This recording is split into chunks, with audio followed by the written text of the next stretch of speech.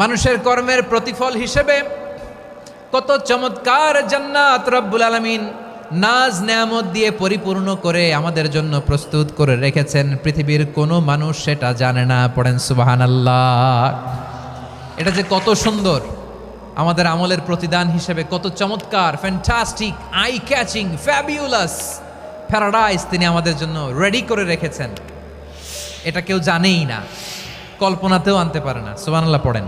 আবার হাদিসে কুদসিতে বিশ্বনবী ফরমান, রব্বুল আলামিন বলেন, আমার নেককার বান্দাদের জন্য এমন চমৎকার জান্নাত আমি রেডি করে রেখেছি, মালা আইনুন রাআত, কোন চোখ সে জান্নাতকে দেখে নাই, ওয়ালা উযুনুন সামিআত, কোন কর্ণকুহর সেই জান্নাতের আওয়াজ শোনে নাই, ওয়ালা খাতারা আলা কলবি বাশার, মানুষ কল্পনাতেও জান্নাতের ছবি আঁকতে পারে না।